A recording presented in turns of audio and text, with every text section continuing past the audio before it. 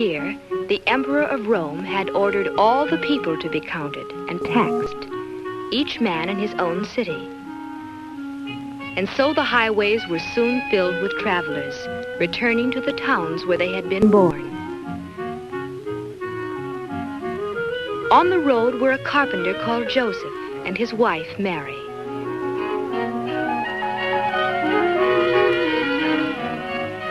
Their hometown, Bethlehem, was a city now filled with visitors, all looking for places to stay. And by twilight, Joseph and Mary were weary of searching.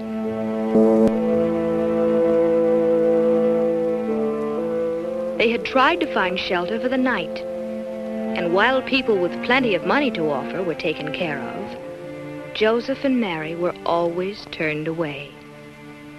Each place they stopped seemed to be full. Again and again they were disappointed and had to move on. When they came to the owner of one of the last inns, they were told that it too was full.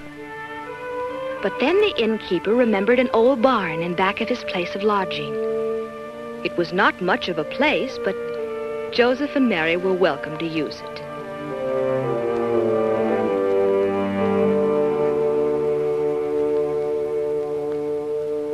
This was where they would stay for the night. And in this old, dingy stable, the animals made room for the unexpected guests. As Joseph made Mary comfortable and the weary tourists took their rest, night settled over Bethlehem.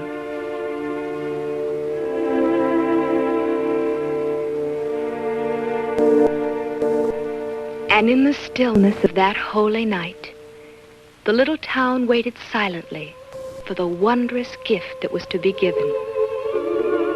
In the sky that night, in the sky above the sleeping city, a strange new star appeared, the Star of Bethlehem, telling of the birth of a great new king to be cradled in a manger.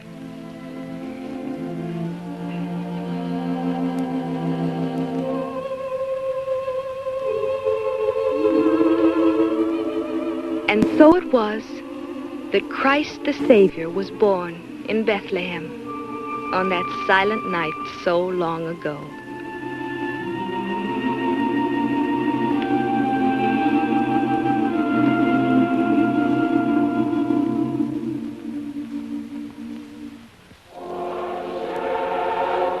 Nearby in the countryside, the shepherds were watching by their fires. Then, with the star, appeared a light, bright with the glory of angels, angels who sang to them of the birth of a king in a manger in Bethlehem.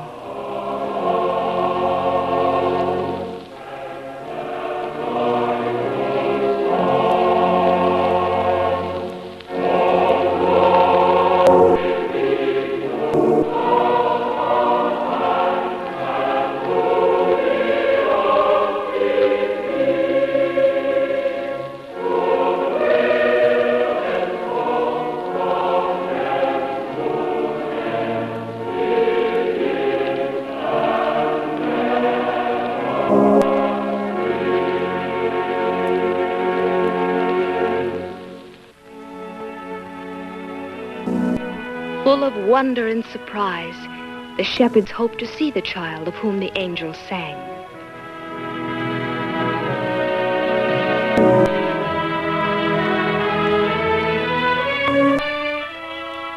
They gathered their sheep together and started toward the town.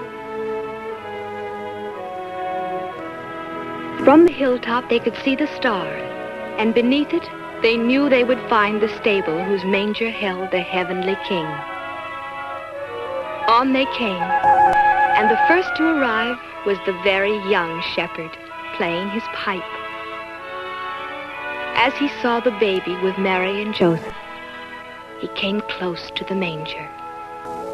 Before the holy child, the shepherds all knelt and offered to him the beloved pipe, a sheepskin cap, and a little lamb.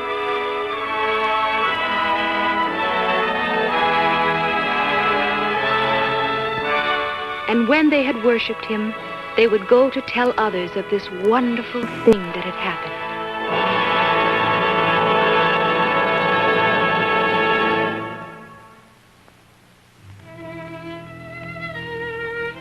Far to the east, there were others who saw the star.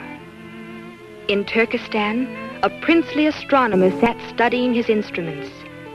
And suddenly in the sky above, the new star shone.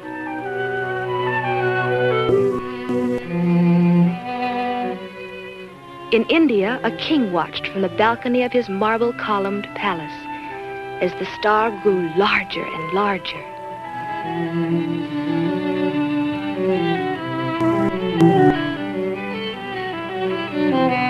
And on the desert sands of Arabia, a ruler was gazing toward the heavens, seeing that same star as it told of the new king's birth. To them all, it meant that a king had been sent from God, a king they would worship. Each one set out to follow the star and to bring to the child a gift of love. The astronomer boarded his ship.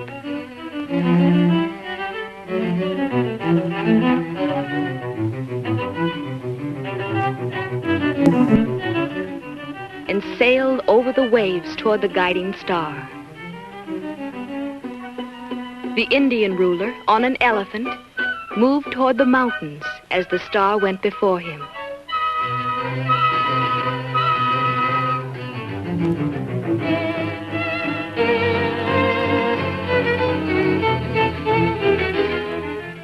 And from Arabia, across the desert, came the third king on a camel. It was a long journey and a hard one for all of them. But as they followed the star, each came nearer to the land of Israel, where Herod ruled.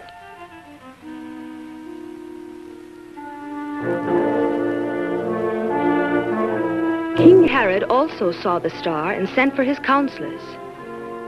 To Herod's advisors, the star fulfilled a prophecy that a king should be born in Bethlehem, in the land of Judah. And while the eastern kings continued their journey toward Jerusalem, Herod was disturbed by this unwelcome news.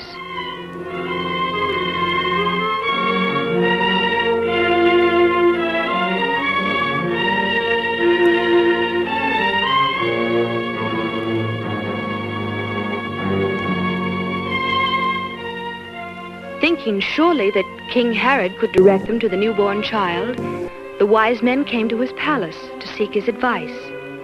Perhaps they would find the babe there, in the palace.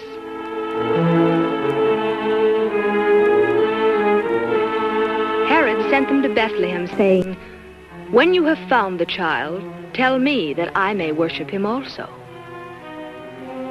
Of course, the wicked Herod had other plans, for he was jealous of the child king. But the wise men, who would be warned by God, were to return home another way. And so once more the kings from the east took their gifts and followed the guiding star. It led them out the north gates of the city, on toward the Bethlehem hills. Then, above the little town, it seemed to stop. At last they knew that here, in Bethlehem, they should find the newborn king.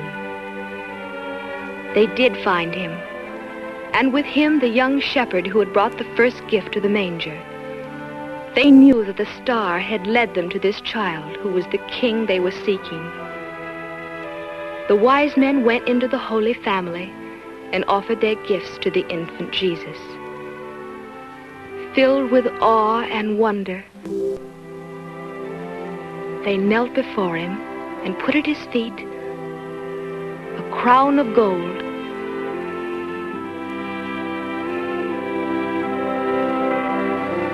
a chest of frankincense, a jar of myrrh.